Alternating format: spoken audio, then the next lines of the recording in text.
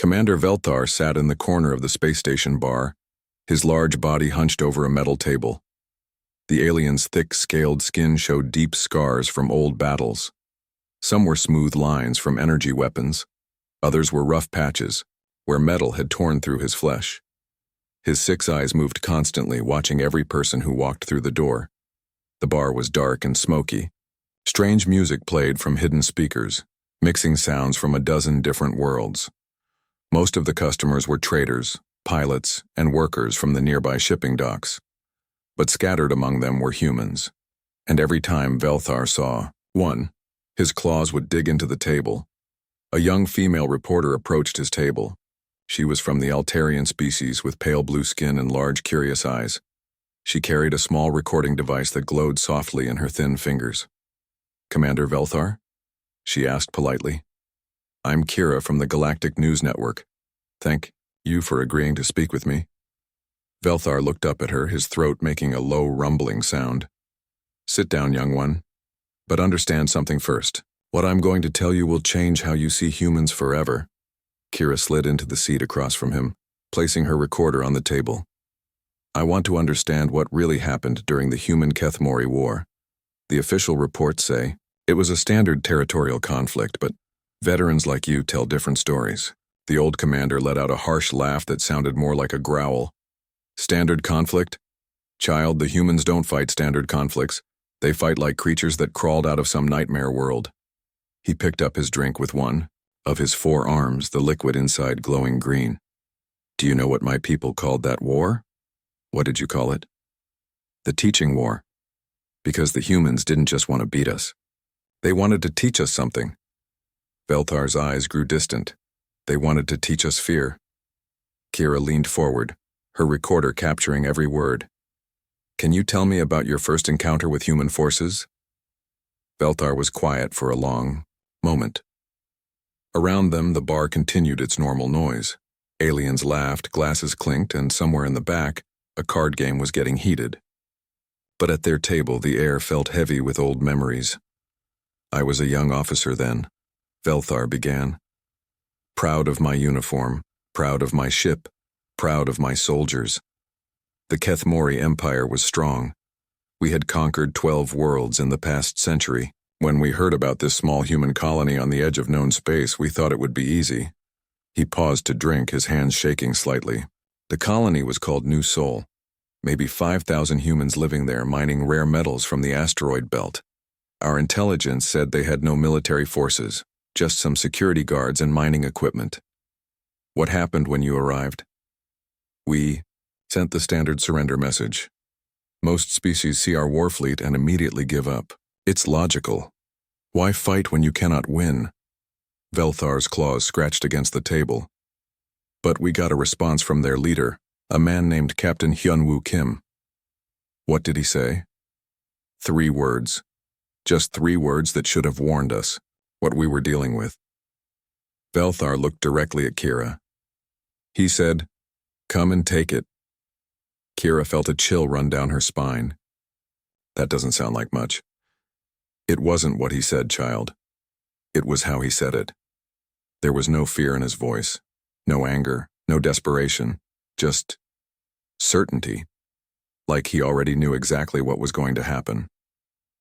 Veltar's throat sac swelled, like he was looking forward to it.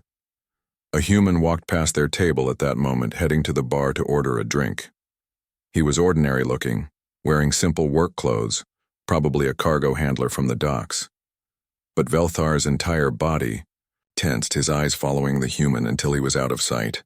"Even now," he whispered, "after all these years, I cannot look at them without remembering." Kira noticed how other alien customers in the bar seemed to give the humans extra space, how conversations grew quieter when humans were nearby. "Commander, what exactly did the humans do that was so different?" Velthar finished his drink and set the glass down with a heavy thud. "They turned war into art, child. Terrible, beautiful, horrifying art. They showed us that there are worse things than dying in battle. What could be worse than death?" The old commander stood up slowly, his massive frame casting a long shadow across the table. Living with the knowledge that you were completely, utterly outmatched by a species you thought was weak. Living with the memory of what they did to your friends, your soldiers, your world. He looked down at Kira. Living with the understanding that they could have killed you all but chose not to, because keeping you alive served their purpose better. As he prepared to leave, Velthar placed one clawed hand on the table. Next time we meet, I'll tell you about New Soul, about Captain Kim and his people, about what they did with nothing but mining equipment and 47 days of time. He walked away, leaving Kira alone with her recorder and a growing sense that she was about to learn things that would haunt her dreams. The next evening, Kira found Commander Velthar in the same corner of the space station bar. This time he was staring at a holographic display showing star charts. When she approached, he quickly shut it off. "You came back," he said, his voice rough from too much drinking. "You promised to tell me about New Soul," Kira replied, sitting down across from him. She placed her recorder on the table again, its soft blue light casting strange shadows on their faces. Velthar ordered another drink from the floating service robot. His hands were steadier tonight, but his eyes looked older somehow. "New Soul. Yes. That was where I learned that humans are not like other species. What made them different? Most species fight to live. Humans live to fight." Velthar took a long drink. "We surrounded their colony with 12 warships. Enough firepower to crack a moon in half. Captain Kim had maybe 300 people under his command, and their strongest weapons were mining lasers." Kira leaned forward. "Those aren't very good odds." "That's what we thought too." Our fleet commander, Admiral Korthak, opened communications one more time. He offered them safe passage off the planet if they surrendered immediately. Do you know what Captain Kim said? What? He thanked the Admiral for his kindness, then he said, "We appreciate the generous offer, but we've grown quite fond of this little rock. I think we'll stay." Velthar's throat made that rumbling sound again. Then he cut the communication.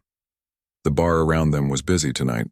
A group of cargo pilots were celebrating a successful run, their loud voices mixing with the alien music. But Kira only had attention for the old soldier's story.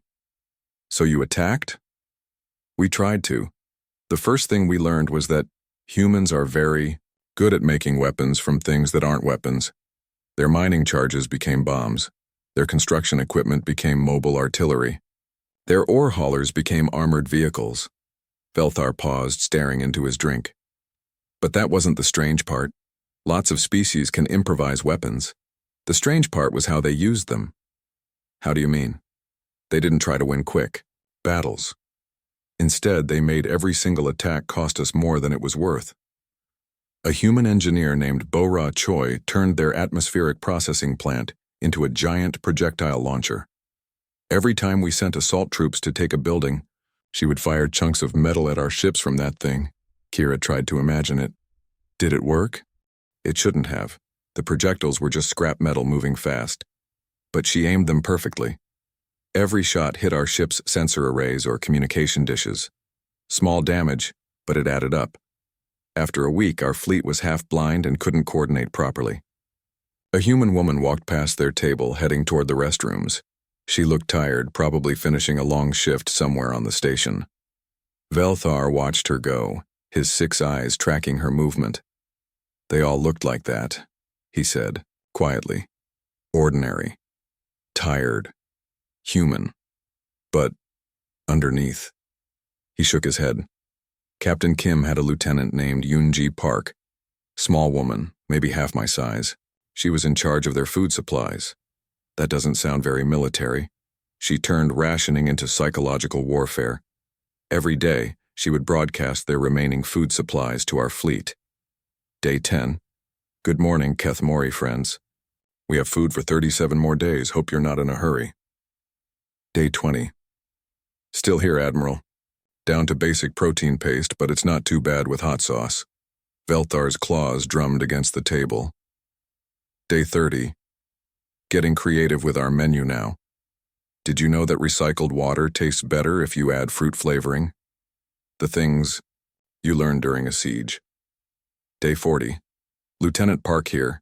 Captain Kim asked me to tell you that we've decided to extend our stay indefinitely. Weather's lovely this time of year. She was trying to make you angry? No, child.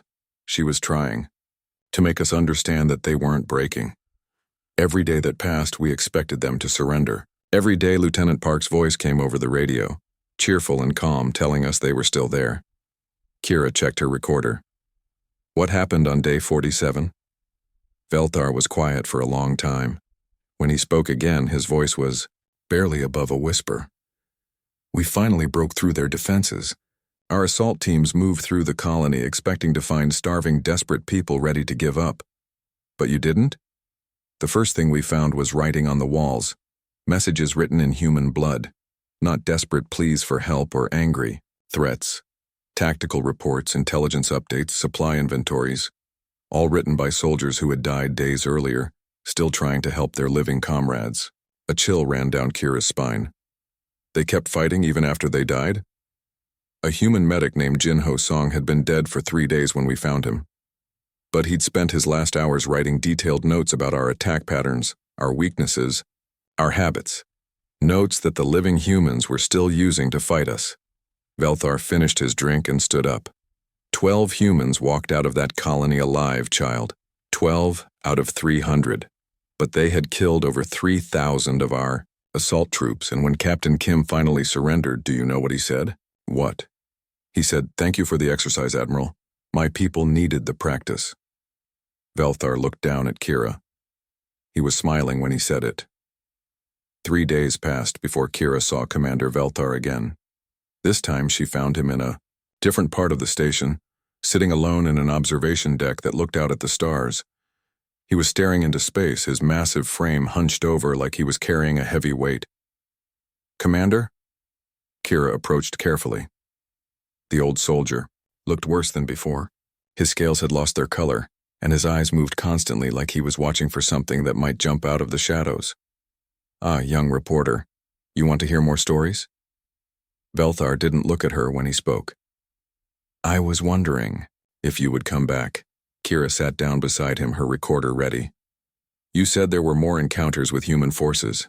Yes, many more. But the second one, that was when I learned that humans don't just fight battles, they fight minds." Velthar's claws scratched against the metal bench. "Have you ever been truly afraid, child? Not worried or nervous, but afraid down to your bones?" "I don't think so. I hope you never do. Fear like that changes you forever." Velthar finally looked at her. "After New Sol, I was promoted, given command of a forward base on Kepler 442b. It was supposed to be a safe position, 50 kilometers behind our front lines." Kira activated her recorder. "What made it safe?" "Everything that should have mattered. We had sensor coverage for 100 kilometers in every direction. Automated defense turrets. 300 of our best soldiers. The humans would have needed an army to reach us, but they didn't need an army? 2 humans, just 2. Velthar's voice dropped to almost a whisper. A female named So Young Lee and a male named Min Ho Park. Special forces, we learned later, but at the time we didn't even know they existed. The stars outside the observation deck seemed brighter tonight. A cargo ship was moving slowly across their view, its lights blinking in the darkness. Kira watched it for a moment before turning back to Velthar. "How did 2 people threaten an entire base? They didn't threaten us, they played with us." Velthar's hands shook as he continued. "The first sign was small. A guard on the north wall found boot prints in the mud outside our perimeter. Human boot prints, fresh ones. Did you send out search teams?" "Of course. We searched for hours. Found nothing. No humans, no equipment, no tracks leading away, just those prints like ghosts had made them."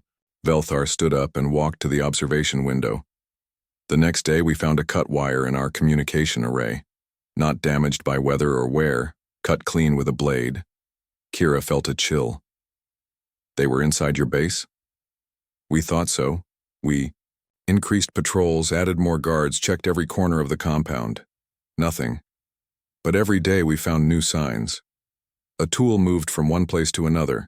A door left open that should have been closed. Food missing from the kitchens. Were they trying to steal supplies? No, child, they were trying to make us paranoid. And it worked. Velthar pressed his face against the cold glass. After a week, my soldiers started seeing humans everywhere, in the shadows between buildings, moving just at the edge of their vision, faces in the darkness that disappeared when they looked directly. A maintenance worker walked past the observation deck, pushing a cart full of cleaning supplies. Velthar tensed immediately, all 6 of his eyes following the worker until he was gone. Were the humans really there? Kira asked. Sometimes. We found evidence later that they had been inside our base dozens of times, but not every sighting was real. Fear makes you see things that aren't there. Velthar turned back to her. On day 10, one of my best sergeants shot at a shadow that he swore was a human infiltrator. The shadow turned out to be another Kethmori soldier. Was anyone hurt? The soldier died. But that wasn't the worst part. The worst part was what we found the next morning. Velthar sat back down, his massive body seeming to shrink. Someone had carved words into the wall next to where the shooting happened. Human words. What did they say? Fear is the real enemy. Signed by Captain Sung Ho Yoon. Velthar's claws dug into the bench. That's when we knew. The humans weren't trying to destroy our base with weapons, they were trying to destroy it with fear. Kira looked at her notes.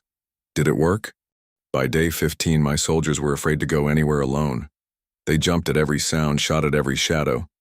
The base medic reported that half the troops weren't sleeping. They were too afraid of what they might see in their dreams. What happened to So Young Lee and Minho Park? We never saw them. Not once. But their work continued. Equipment would malfunction in impossible ways. Soldiers would disappear for hours, then return with no memory of where they had been. Messages appeared on walls, in computer systems, even scratched into the metal plates of our armor. Velthar stood up again, preparing to leave. On day 23, my communications officer reported that he was receiving radio signals from humans inside the base, voices calling for help, giving tactical information, reporting enemy positions. But our sensors showed no humans anywhere. Were the signals real? We never found out. That night, the entire base destroyed itself. 300 Kethmori soldiers, all dead by their own weapons. When the relief forces arrived, they found only one message painted in bright red letters across the main building. What did it say? The mind is the battlefield. Humanity always wins on the battlefield. Velthar walked toward the exit. Signed by Lieutenant Minho Park and Specialist So Young Lee, the 2 ghosts who taught an entire army to fear the dark. The 4th meeting took place in a memorial garden on the space station. Commander Velthar sat on a stone bench beside a fountain that played soft, peaceful music. The garden was filled with plants from dozens of different worlds, their colors bright against the artificial sunlight. But Velthar seemed to see none of it.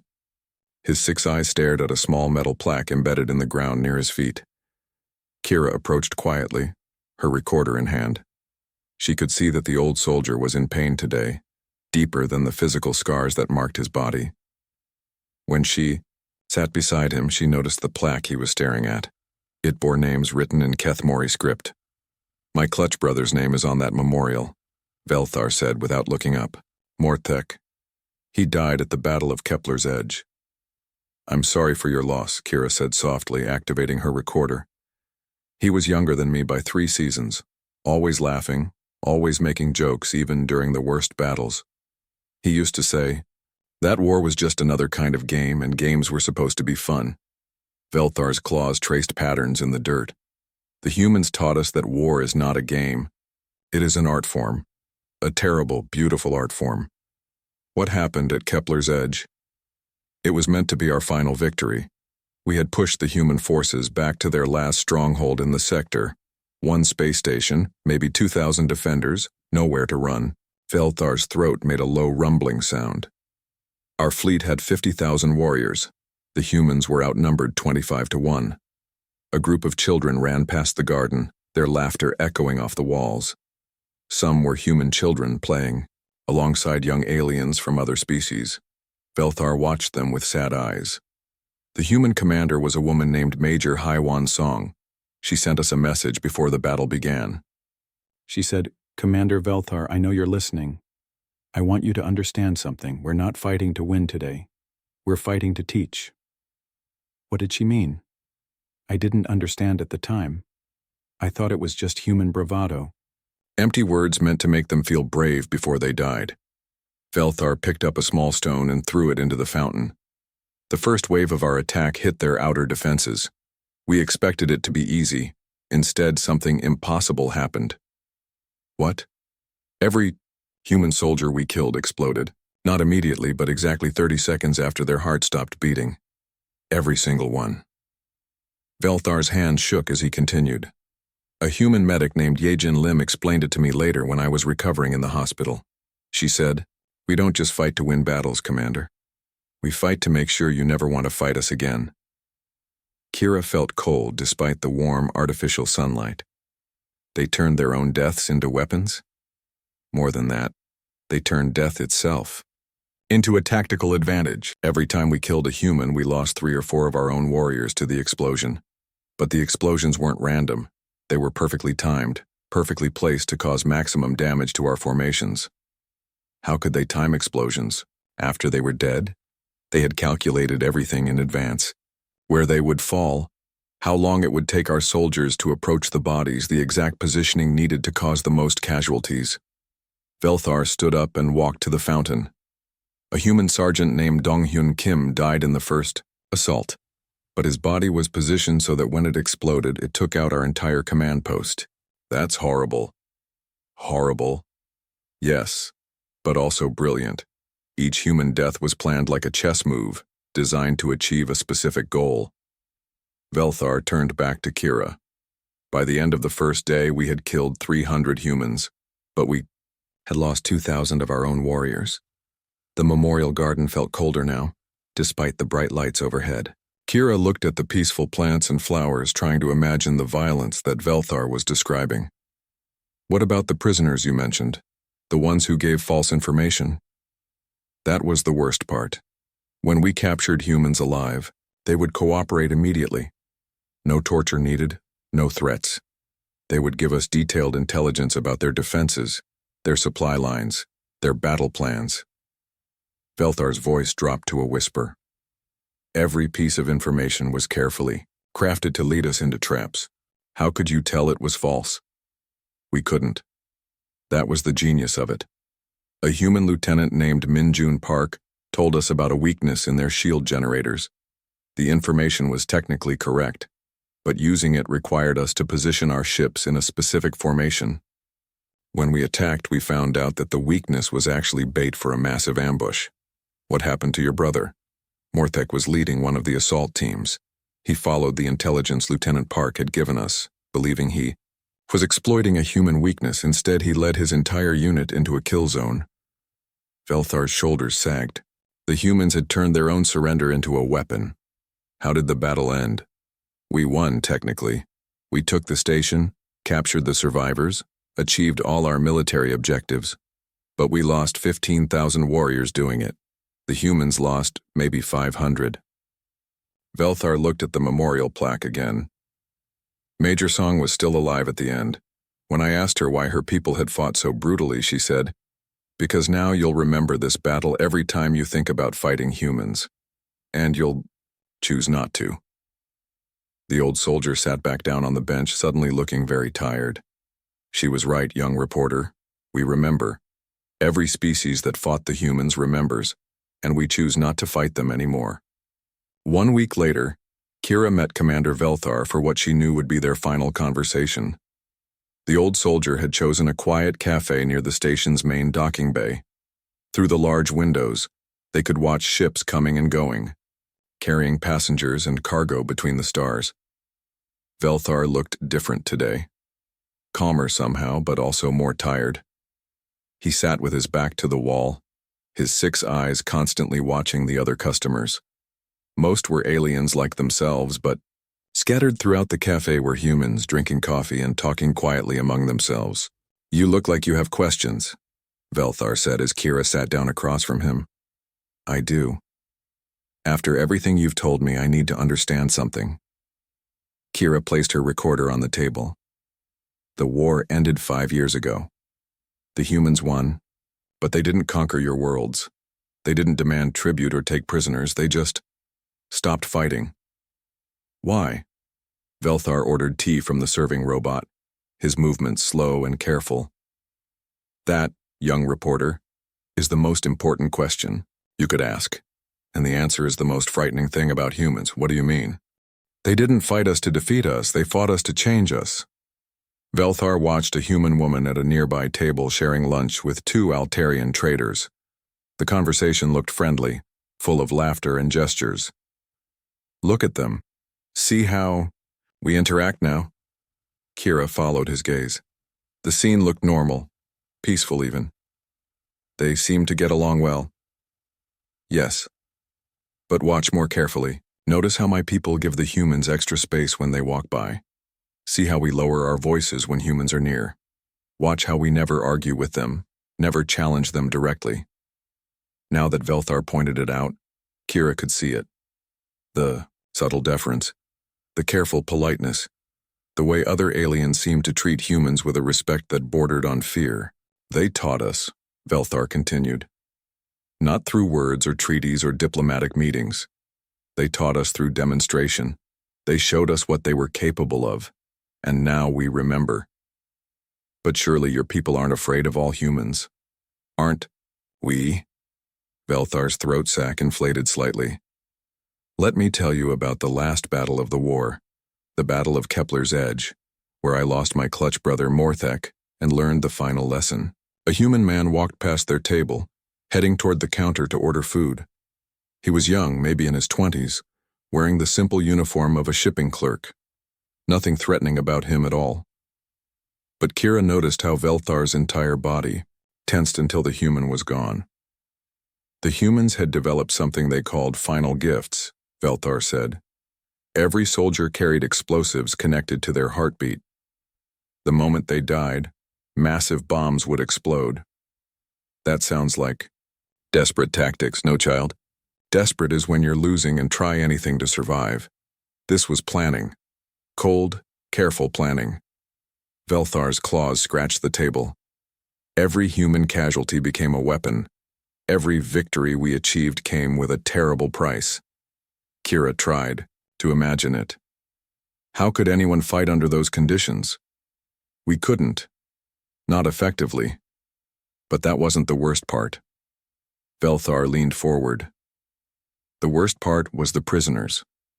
When we captured human soldiers, they would give us information, under interrogation, detailed tactical data, supply routes, battle plans.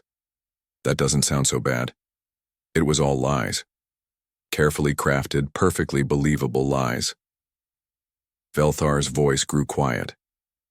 A human sergeant named Junseo Kim gave us the locations of 3 major ammunition depots. We sent our best strike teams to destroy them. All 3 locations were ambushes. We lost our entire Special Forces division in one day.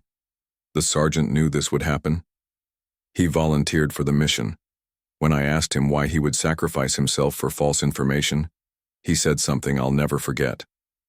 Velthar stared out at the docking bay. He said, "My son Teho will grow up in a universe where aliens think twice before attacking humans." The cafe around them continued its normal rhythm. Beings from dozens of different worlds sat together eating and talking and conducting business. But Kira was beginning to understand the deeper currents flowing beneath the surface.